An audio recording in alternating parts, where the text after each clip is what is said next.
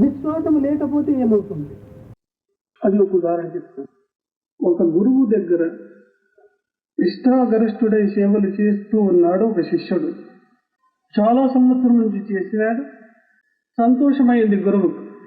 నాయన, చాలా సంవత్సరం నుంచి నాకు సేవ చేశావు, సంతోషమైంది. రా, ఈనాడు దివ్యమైనటువంటి మంత్రం నీకు ధారపోస్తాను. స్వామి, నా జన్మ తరించింది, ఆ మహామంత్రాన్ని నాకు ప్రసాదించండి స్వామి.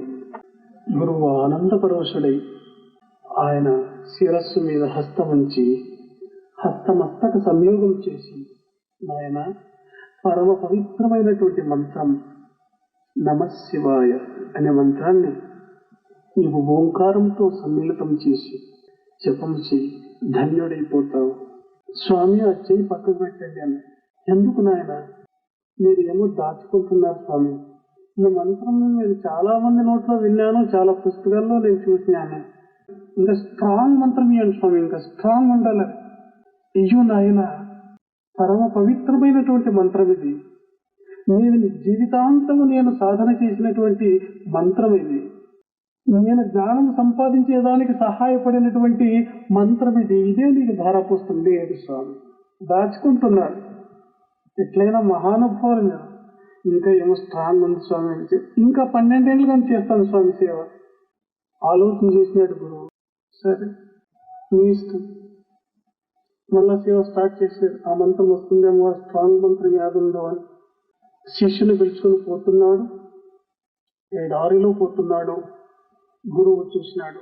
అంతిమ ఘడియలు దగ్గరికి వస్తున్నాయి. తన చావు దగ్గరలో ఉంది తెలుసుకున్నాడు మహానుభావుడు. సరే అని చెప్పి, నాయన, చాలా దప్పిగా ఉన్నాను, నీళ్లు తీసుకురా.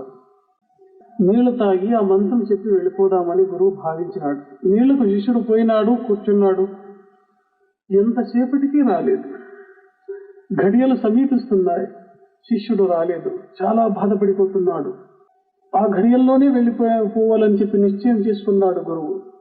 అయినా శిష్యుడు రాలేదు. నీళ్లు దొరక్క అట్లే దూరం పోతున్నాడు శిష్యుడు. నీళ్ళు అక్కడున్నాయో ఇక్కడున్నాయో వెతుకుతున్నాడు, రాలేదు. సరే, ఆ ఇసుక మీద ఇసుకను తుడిచి దాని మీదే రాసినాడు. ఓం నమ శివాయ అని చెప్పి కింద హెచ్చరిక రాసినాడు. నాయన, ఇదే పరమ పవిత్రమైన మంత్రం. గురువాక్యం మనవు నిశ్చయమని భావించి దీన్ని జపము చేసి నువ్వు ధన్యుడు అని రాసినాడు. రాసి అక్కడే పడిపోయినాడు.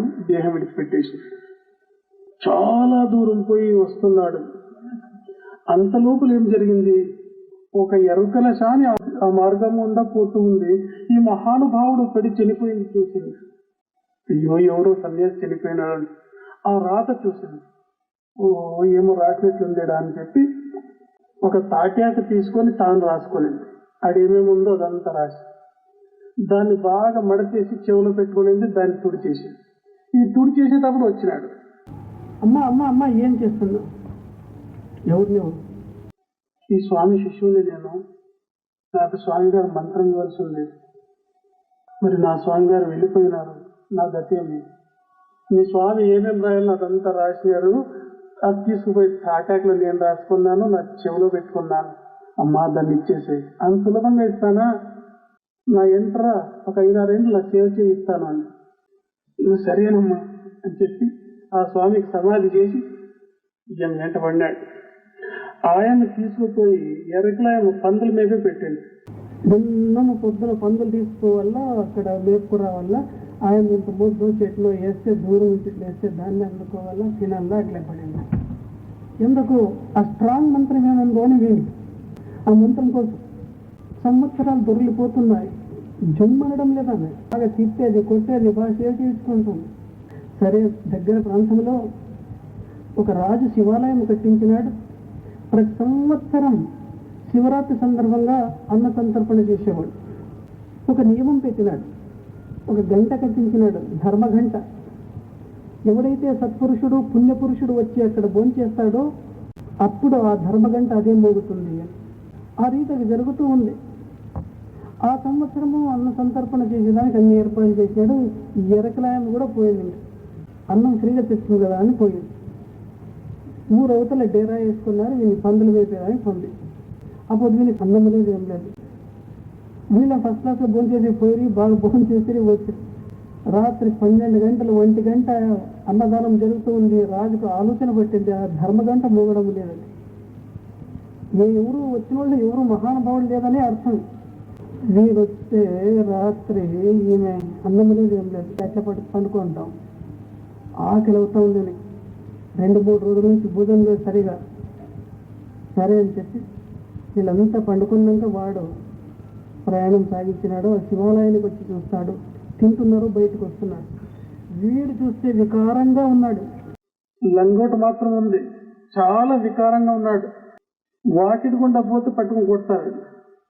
ఇంకా అందరికీ అయిపోయింది, భోజనాలు అయిపోయింది. దొడ్డి వాకిటి గుంటా వెనుక వాకిలి గుంటా దొంగతనంగా లోపల దూరుతాడు, వంటింట్లోకి చేరుతాడు. అన్నమంతా క్లీన్ అయిపోయింది, బాగా గోకి క్లీన్ చేసి పెట్టాల. ఆ స్టేజ్ కొన్ని క్లీన్గా ఆకలి ఎక్కువైపోయింది. చేసి దానిలో చేతులతోనే గోకుతున్నాడు. ఆ పాత్రకు అంటిందంతా తీస్తున్నాడు, ముద్దలు ముద్దలు చేస్తున్నాడు, నోట్లో వేసుకుంటున్నాడు. 3 రోజుల నుంచి అన్నం లేదు. ఒక్కొక్క ముద్దకు 1 గంట కొడతా ఉంది. ధన్ ధన్ ధన్ అని వాగిపోతా ఉంది. వీరికి ఆకలి అయిపోయింది, తింటా ఉన్నాడు. రాజు ధన్ ధన్ అని వాగిపోతా ఉంది. వీరికి ఆకలి అయిపోయింది, తింటా ఉన్నాడు. రాజు చూడండి, ఎక్కడో మహాత్ముడు ఉన్నాడు, వెదకండి, చూడండి చూడండి. ఒంటింట్లో తింటున్నాడు. వచ్చి స్వామి ఇక్కడ తింటున్నాడు అంటే రాజు పారేస్తున్నాడు. వీళ్ళు ఎవరు వచ్చినారు లేదు, చూడడం లేదు. పోసింది తినింది, తినింది తిని రాజు కండి నిండా నీళ్ళు వస్తాయి. తర్వాత చివరి క్షణములో చూస్తాడు రాజు, ఇక నేను పట్టుపడిపోయినాను, నాకు ఏం శిక్ష ఉందో అనుకుంటాడు ఆయన.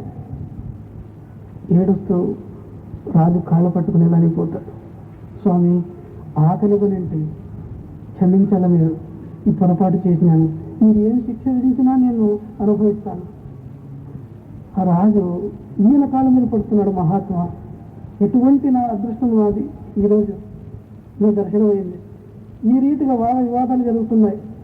చివరిలో అర్థం చేసుకున్నాడు, స్వామి ఎక్కడి నుంచి వస్తారు, ఏమి అంటే ఎరుకులాయం దగ్గర నేను ఈ రీతిగా ఉన్నాను, నా గురువు ఈ రీతిగా మార్గమధ్యంలో విడిచిపెట్టిపోయినాడు అంటే ఎరుకులాయం దగ్గర ఏముంది నీ సొమ్ము అని అడుగుతాడు రాజు. నా మహాత్ముడు ఇచ్చినటువంటి దివ్యమైన మంత్రం ఉంది, ఎక్కడ పెట్టుకునింది, చెవిలో పెట్టుకునింది. సరే, ఆ అనుకూలం నేను చేస్తానని చెప్పి రాజు వాగ్దానం చేస్తాడు. తన భవనానికి తీసుకుపోతాడు, పూజ చేస్తాడు ఆ స్వామి. మరుసటి రోజు పిలుచుకొచ్చి ఆ ఎరకరాయిని తీపిస్తాడు. ఎరకలు వేషాలు వేస్తారు. ఆ వేషాలు ఏమని చెప్పి ఒక అర్ధగంట ప్రోగ్రామ్ ఇచ్చిన తర్వాత నాకు చాలా సంతోషమైంది అని చెప్పి ఆ లీడర్ ఆయనను పిలిపించి అన్ని నగలు తెప్పిస్తాడు. చెవిలో పెట్టుకున్నాయి, కంఠంలో వేసుకున్నాయి, అన్నీ పెట్టి నా ఎదురుగా ఈ నగలు వేసుకోవాలి నువ్వు అని చెప్తాడు రాజు. ఆమెకు ఆనందం అయిపోతుంది. అలాగే రాజా అంటాం. ఆ ఎదురుకి పెట్టినటువంటి సొమ్ములు తీసుకొని కళ్ళకు ఒత్తుకుంటూ ఆ కంఠానికి వేసుకుంటుంది, ఆ చేతులకి వేసుకుంటుంది, ఆ నడుముకి వేసుకుంటుంది, ఆ చెవులు వేసుకున్నప్పుడు ఇది చాటాక ఇది కనబడుతుంది. ఇట్లా టైంలో ఇది కనబడుతుందంటే తీసి ఈసురు పారేస్తుందండి. ఈసురు పారేసిన వాడు ఎగిరి దానిపైన పడతాడు. పక్కలకు స్తంభం చాటులో ఉంటాడు, ఆ సమయాన్ని కాసుకొని ఉంటాడు. ఆయన ఇసిరి వేసి తక్షణమే దానిపైన పడతాడు. దాన్ని తీసుకొని స్వామి స్వామి అంటుంటే పారుతాడు. ఆయన నా వజ్రం నాకు దొరికింది అని చెప్పి సంతోషంగా పోయి పారుతా ఉన్నాడు. అడవిలో పారిపోయి ఒంటరిగా చూసి ఎవరు లేని చూసి మెల్లగా వెళ్తున్నాడు. సద్గురునాథ, గురుదేవా గురుదేవా ఏం రాశావు స్వామి స్వామి అని చూస్తున్నాడు. దాన్ని చూస్తే అదే మంత్రం, నమ శివాయ, నమ శివాయ. నాయన నేను ధరించింది ఇదే, నీకు ఇదే మంత్రం. గురువాక్యం మనోనిశ్చయం. కండ నిండా నీళ్ళు వస్తాయి. స్వామి ధన్యుని స్వామి, అజ్ఞానముతో నేను ఈ రీతిగా అయిపోద్ది. ఈరోజు నాలో పరివర్తన మార్పు వచ్చింది అని చెప్పి ఆ మంత్రాన్ని జపించి జపించి జపించి తరిస్తాడు.